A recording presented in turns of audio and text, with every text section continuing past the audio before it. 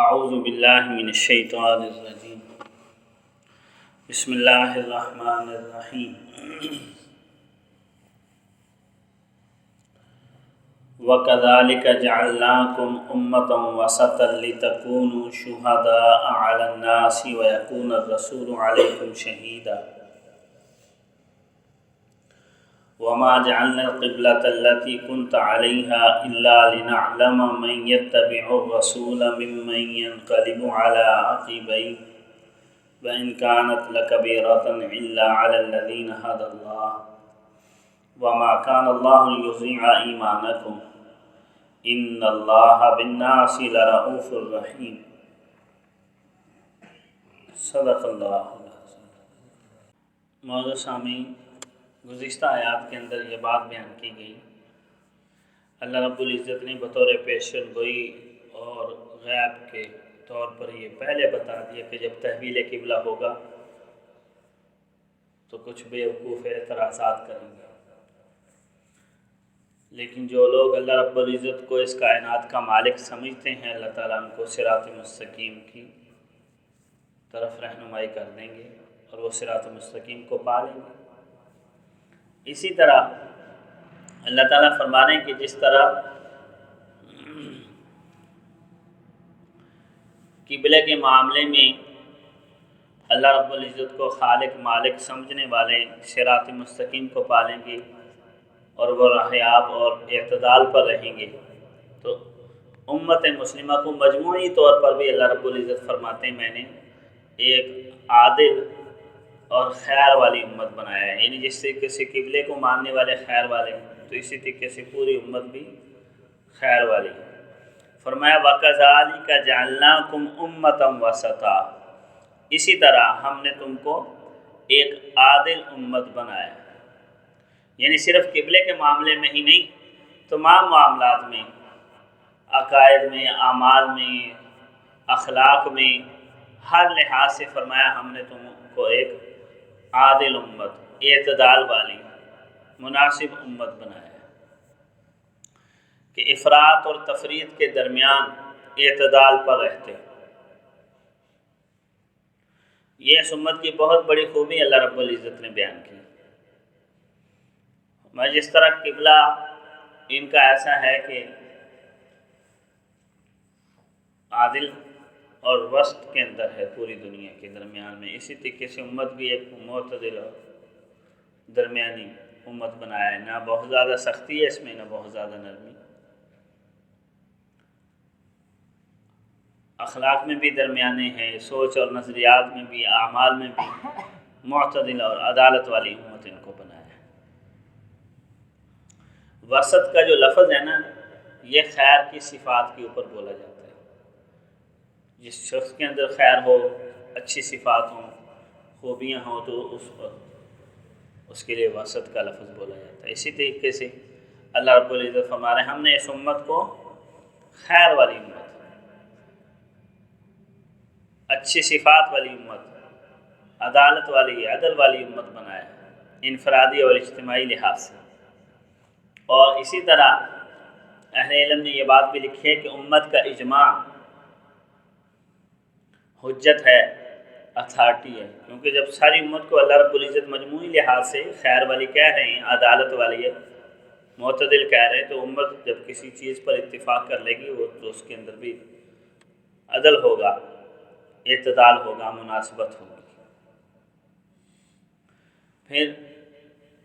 فرمایا لِتَكُونُوا شُهَدَاءَ عَلَى النَّاسِ، ہم نے یہ تمہیں صفات دیں، قبلہ عطا کیا، اچھی صفات عطا کی، کیوں؟ لِتَكُونُوا شُهَدَاءَ عَلَى النَّاسِ، تاکہ تم لوگوں پر گواہ رہو۔ اور ایک بات یاد رکھیں، جو آدمی عادل ہوتا ہے اس کی ہی گواہی قابل قبول ہوتی ہے، فاسق اور فاجر کی گواہی کہاں قابل قبول ہوتی ہے۔ تو اس وجہ سے اللہ رب العزت یہاں ہمیں یہ بھی درس دینا چاہ رہے ہیں کہ جب میں نے تعلیمات اخلاقی لحاظ سے، سوچ اور فکر کے لحاظ سے، اعمال کے لحاظ سے تمہیں عمدہ دی ہیں، تو تم ان تعلیمات کو بھی اپناؤ تاکہ تمہارے اخلاق عمدہ رہیں، تمہارا کردار اعلیٰ رہے اور تم گواہی دے سکو۔ بد کردار لوگ اخلاقی لحاظ سے، کردار کے لحاظ سے پستی کا شکار لوگ گواہی نہیں دے سکتے اور ان کی گواہی قابل قبول بھی نہیں ہوتی۔ تو ہم نے تمہیں یہ ساری صفات دی ہیں لتکونوا شہداء علی الناس، تاکہ تم گواہ بن سکو، اور یہ ایک بہت بڑی صفت امت کی یہ بیان کی گئی۔ وَيَكُونَ الرَّسُولُ عَلَيْكُمْ شَهِيدًا، اچھا، اور رسول تمہارے اوپر گواہ ہوں، گواہی دینے والے ہوں۔ مطلب یہ ہے کہ امت جو امت مسلمہ ہے نا، من حیث المجموع اور انفرادی لحاظ سے تمام باقی امتوں کے لیے نمونہ ہے اور باقی امتوں کے لیے اتھارٹی ہے، اور اس امت کے لیے نمونہ ان کے رسول ہے نبی کریم صلی اللہ علیہ وسلم۔ رسول ان پر گواہی دیں، اور احادیث میں مزید اس کے اوپر ایک واقعہ بھی لکھا ہوا ہے کہ کل قیامت کے روز اللہ رب العزت انبیاء سے پوچھیں گے کیا میرا پیغام میرے بندوں تک پہنچایا تھا؟ تو انبیاء کہیں گے پہنچایا تھا، اور امتیں کہیں گی نہیں پہنچایا، جھوٹ بول دیں گی امتیں اپنے نبیوں کے خلاف، وہاں پر بھی نہیں، انہوں نے آپ کا پیغام اللہ تعالیٰ ہمیں پہنچایا ہی نہیں۔ نبی کہیں گے ہم نے تو پہنچایا تھا۔ اللہ رب العزت انبیاء سے پوچھیں گے گواہ لاؤ میرا پیغام ان تک پہنچایا تھا۔ اب گواہ تو ہے نہیں، تو امت محمدیہ کہے گی ہم گواہی دیتے ہیں انبیاء کے حق میں، ہم انبیاء کی عزت اور ناموس کے محافظ ہیں، آج بھی اور کل قیامت کے روز بھی۔ تو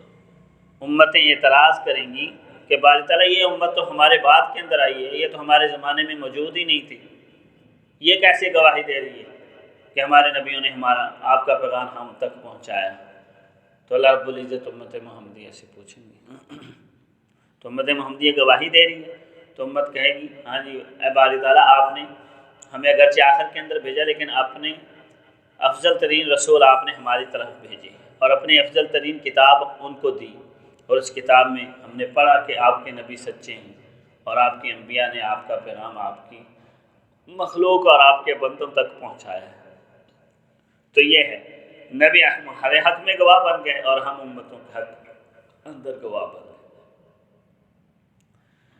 آگے اللہ رب العزت فرماتے ہیں کہ یہ جو پہلے ہم نے قبلہ مقرر کیا تھا نا بیت المقدس، یہ صرف آزمائش کے لیے تھا، ہم لوگوں کو دکھانا چاہتے تھے، جانچنا چاہتے تھے کہ کون رسول کی اتباع کرتا ہے اور کون الٹے پاؤں واپس چلا جاتا ہے۔ یعنی رسول اللہ صلی اللہ علیہ وسلم نے کہا ادھر منہ کر لو تو ادھر کر لیا، ہمارا ادھر کر لو تو ادھر کر لیا۔ اب آزمائش تھی کہ کون رسول کی اتباع کرتا ہے اور کون الٹے پاؤں واپس چلا جاتا ہے۔ جب بیت المقدس کو قبلہ بنانے کا حضور نے حکم دیا، یہود و نصارہ خوش ہو گئے۔ اب یہ یہود و نصارہ بھی حضور کی پیروی کرنے لگ گئے، اس وجہ سے کہ حضور کا حکم ہے یا اس وجہ سے کہ ہمارا پرانا قبلہ ہے، اس وجہ سے ہم اس کی مانتے۔ پھر جب حضور نے کہا کہ ادھر منہ کرو، وہی یہود و نصارہ بگڑ گئے۔ تو ہمیں اگر رسول کے اطاعت گزار ہوتے تو اب ادھر منہ کرتے نا، تو پتہ چلا وہاں پر بھی حضور کا کہنا نہیں مانا، نبی کا کہنا نہیں مانا، اپنا من چاہی، اور یہاں پر بھی دل نہیں چاہا تو نہیں مانا۔ تو فرمایا وما جعلنا القبلۃ التی کنت علیہا، وہ قبلہ جس کے اوپر آپ پہلے تھے ہم نے اس کو مقرر کیا تھا الا لنعلم، نہیں مقرر کیا تھا مگر اسی بات کو جانچنے کے لیے کہ من یتبع الرسول، کون رسول کی پیروی کرتا ہے، ممن ینقلب علی عقبیہ، اور کون ہے جو اپنی ایڑیوں کے بل واپس چلا جاتا ہے۔ آزمائش تھی۔ پھر اللہ رب العزت فرما رہے وَإِن كَانَتْ لَكَبِيرَةً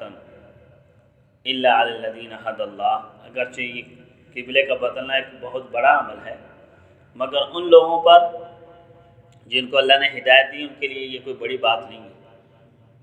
ان کے لیے بڑے اللہ کی ذات ہے، اور جن کے لیے بڑے اللہ کی ذات ہے تو ان کے لیے حکم کی اطاعت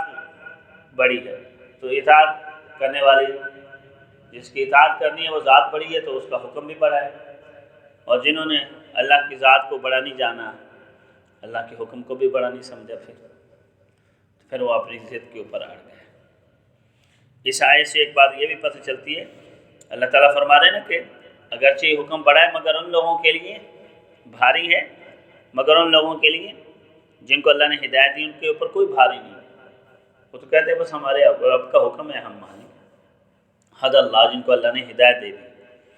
تو اس وجہ سے کہا جاتا ہے کہ قبلہ ایک ہدایت کا مرکز ہے،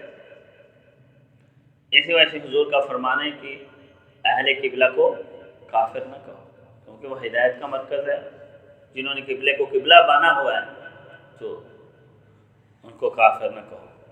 جب تک کہ کوئی واضح چیز، بالکل عیاں چیز کا انکار نہ کر دے، دین کی واضح چیز کا، اس وقت تک اہل قبلہ کو کافر نہیں کرنا چاہیے۔ تو یہ ہدایت کا مرکز ہے اور ایمان کی نشانی بن گیا قبلے کا حکم اور قبلہ خود۔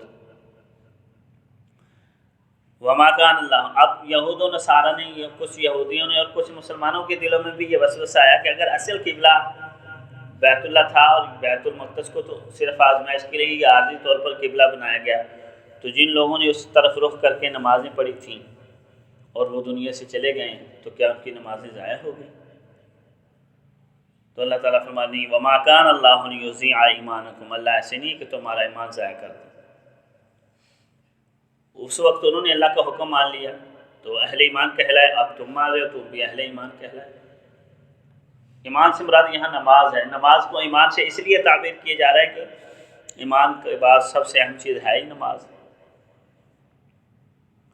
اور قبلے میں ایمان کا ہونا ضروری ہے۔ اور یہاں پر بھی دوبارہ ایمان کا تذکرہ ہے تو پتہ چلا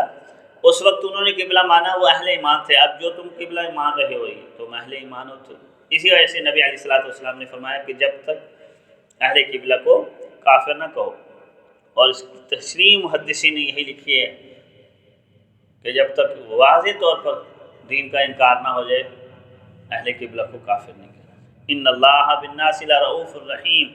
بے شک اللہ لوگوں پر بڑے ہی شفقت کرنے والے اور رحمت کرنے والے ہیں۔ اتنی شفقت ہے کہ فرمایا میں ایمان تمہارا ضائع نہیں کروں گا۔ جو اس وقت انہوں نے عبادت کی وہ بھی قابل قبول ہے، اب جو تم کر رہے ہو وہ قابل قبول۔ اور اللہ رب العزت کے تمام احکامات شفقت اور رحمت کے اوپر ہی مبنی ہے،